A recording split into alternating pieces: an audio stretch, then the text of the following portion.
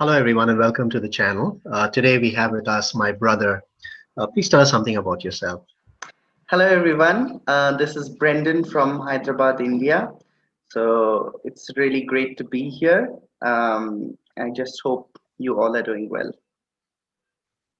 So, Brendan has actually visited us in December 2018. Brendan, can you share with us your experience of your trip to Shizuoka-Ken? Yes, exactly. So as you have mentioned, I visited Shizuoka-Ken with my family in December of 2018. It was Yeah. one of the most memorable trips that I've ever made. The first thing that comes to my mind about that trip is I was really inspired by the Japanese hospitality and the culture over there. I have been, in fact, hearing about that from you since many years. So it was really great to see it firsthand. It was a really good experience. Yeah. Where have you traveled in Shizuoka-Ken, and what's been your favorite place so far? We visited quite a few number of places, but most of our time we spent at your home in Numazu. And other than that, we have been to places like Gotemba. Um, if you, some of you might know that Gotemba is really famous for its outlets, and it is a really amazing shopping center. So I was really surprised to see the number of branded items that were available over there. And even though they were branded, to get them at an amazing discount at such discounted prices was really amazing. And other than that, we have been to the Gotemba Kogen Resort. I would really recommend to go there, especially during winters. We had been there in the evening, and the whole place was lit up so beautifully with the wonderful and colorful lights, along with the light and sound show as well. So that was really a breathtaking experience to be there in that atmosphere. If you do go there, I do recommend having the Kogan beer, which is manufactured there locally. It is really amazing, to try that out. Yeah, you should really try that out. It's really delicious. How about the steak? Do you remember the steak you had? Yes, yes, it was really delicious. They have, they have a very good restaurant inside Yes, the resort as well, right? So yes, yes, Gotemba. It was a pretty cold day that day, wasn't yes, it? and I must Mhm. say it was pretty packed as well. So Yes, it's a very popular joint, I guess. it is. Do you remember any other places that you visited in Shizuoka? Yes, like I've always been fascinated with Mount Fuji, and I just had to get as close to this mountain as possible on my trip. Unfortunately, due to the time constraint, we couldn't hike on it and go right to the top. But I did make sure to go to Fujinomiya Fifth Station with you, in fact, and it was an amazing experience. The view from there was really breathtaking. So uh, that is something that I would really recommend to do. Um, although for my next trip, I really have this on top of my list. I do want to go all the way up next time. Yes, I mean, hiking up Mount Fuji, getting to the summit is a beautiful experience, and definitely anyone coming to Japan should try it. It's very difficult, but I believe it's worth the experience. Yeah. Tell us about the other places you visited in Japan outside of Shizuoka-ken. We actually visited quite a few number of places outside Shizuoka. Few places that come to my mind are Hakone. We had been there on a day trip with the family, and it is one of the most beautiful places I've ever seen. If you are a nature lover and you want to be amongst nature, you should really go there. Um, few of the things that we did and did there were like we did boating on the Hakone Lake. Um, we took the cable car ride over the Sulphur Hot Springs. uh, through the mountains and trees, and it was really beautiful. One thing, I'm not sure if you are aware of this, but Hakone is actually famous for its black egg. So that is one thing I was really fascinated by seeing it. So what they do is they just take the egg and they boil it in this sulfur hot spring water. And once the egg is boiled, the shell is coated with a black coating due to the sulfur. So it was really fascinating to see something like that. Other than So Hakone, we have, another good thing about sorry. another good thing about Hakone is like each season has its different look. Like Exactly. you guys have visited during winter. Winter. Of course, we were a little too early for the snow. In fact, it did snow a little bit, but it was not Yes. that much. But peak winter, you know, Hakone is covered with snow, like it's white. Springtime, it's like pink with the sakura, Yes. and then autumn, it's like these beautiful autumn colors. So yes, Hakone is definitely a beautiful place to visit. Yeah, as you mentioned, I would love to visit that place again during the different seasons to just to see that view exactly. Yeah, I would love to view the sakura from the cable car. Yeah. Mhm. Other than Hakone, we have been to Tokyo. A few places around Tokyo. We have visited the Sky Tree, Shibuya, and we have also been to Disney World, which was really great. Yeah. So, since you have experienced both Shizuoka and other places, what difference did you find between these two? The major difference that I found between both these places is that Shizuoka is more about nature. It's more peaceful, more relaxing, more of a family vibe you get around Shizuoka. In Tokyo, on the other hand, and in places around Tokyo, it is more fast-paced. It is more of a hustle and bustle. You have more people, more traffic, more. Uh, Do you remember yeah. the people running past us in the stations and Yes, on the escalators? exactly. Yeah. So yeah, it's more of a hustle bustle in and around Tokyo. Shizuoka, on the other hand, is more relaxed and more calm. The second difference that I noticed is the food actually around Shizuoka. It is more traditional and cultural Japanese food that you get. But uh, around Tokyo, you have a much wide variety of options available. Along with local Japanese cuisine, you get to have many other dishes as well. So, Brendan, what is the best piece of advice you would like to give to foreigners who are planning to settle down in Shizuoka? Yeah, like I mentioned before, Shizuoka is really an amazing place if you want to settle down with family, especially because it's really calm and peaceful.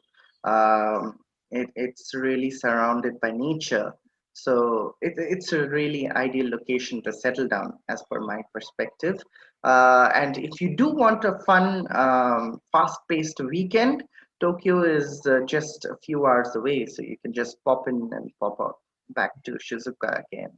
One of the other reasons is that it is well connected to most of the prominent places in Japan. The public transport connecting Shizuoka to these places is really amazing. For example, the Shinkansen, the regular trains, the buses. So yeah, so if you want to settle down there, it's not that you're going to be disconnected. You will be really well connected to other places as well. That is absolutely true. It is very well located. In fact, you have these amazing places like Hakone, which you just mentioned, which is just on the border of Shizuoka, and it's very, very near. Yeah. So that is true. Another thing that I noticed is the cost of living. So, as many of you might know, that Tokyo is one of the most expensive cities to live in. So, Shizuoka is really an ideal location because it's just a few hours away from Tokyo, and the cost of living there is comparatively much lower. Um, the housing rates, uh, the day-to-day costs that I noticed are much lower in Shizuoka. That is true. So, what, according to you, could be the challenges of living in Shizuoka? One of the things I noticed right away when I arrived in Shizuoka was that the language barrier that is existing over there, especially, in fact, for many foreign languages. So the only thing I noticed over there is that most of the signs and billboards had only Japanese. So, so for me as a solo traveler, that would have been really difficult to navigate myself around these areas without a translator. So that is one of the challenges I see. What suggestions can you give to overcome this challenge? Like I said, regarding the billboards and signs, if you look at places like Tokyo, they do contain information in Japanese as well as English. So adopting such concepts and such principles in Shizuoka as well, I think would help out a great deal. Uh, it would make traveling really easier in the place. Yes, I agree. That is something that would really help. Now, let's move on to food. What's your favorite Japanese food that you've had when you were here in Japan? And I know India is very popular for so many kinds of street foods, right? What has been the best Japanese street food that you've had when you were here?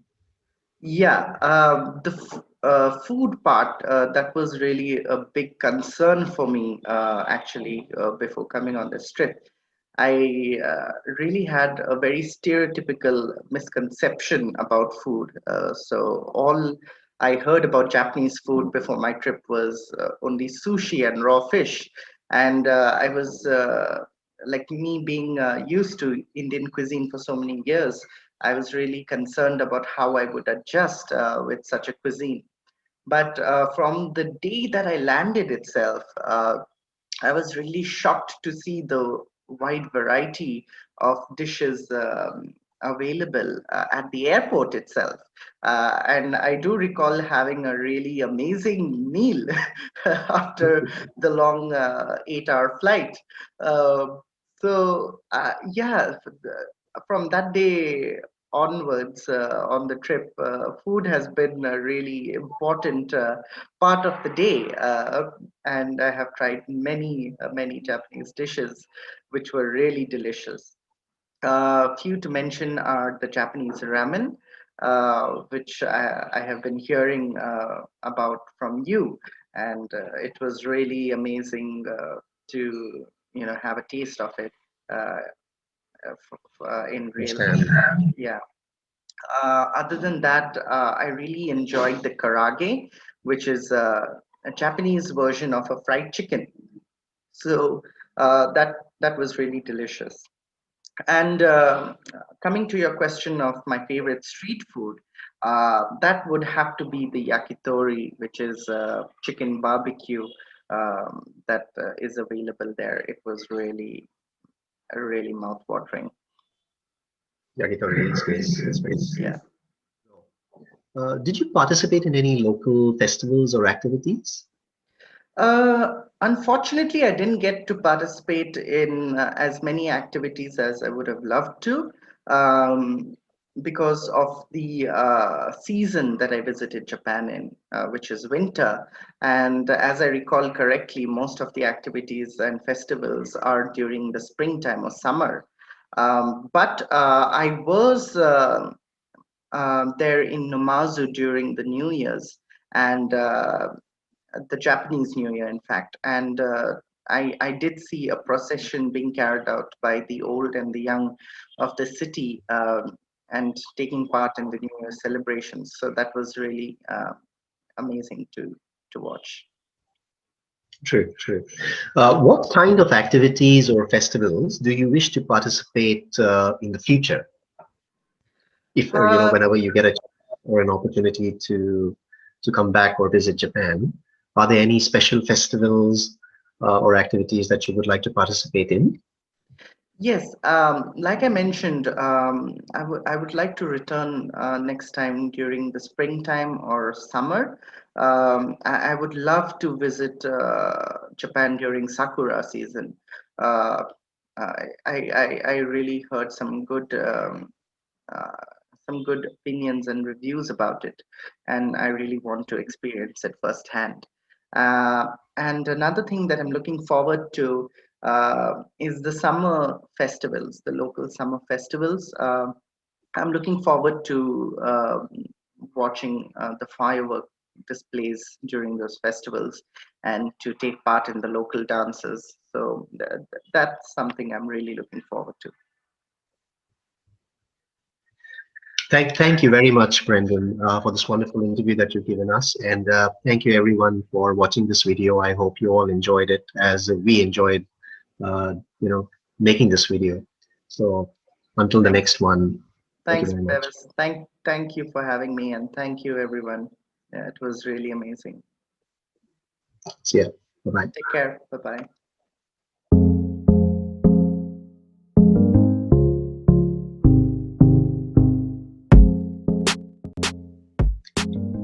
So, what is the best piece of advice you would like to give to foreigners who are planning Can you to? repeat that question? I snorted.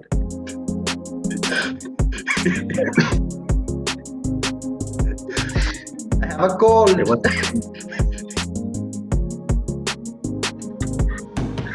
I forgot the next one. I forgot the name of the chicken barbecue. What is it called?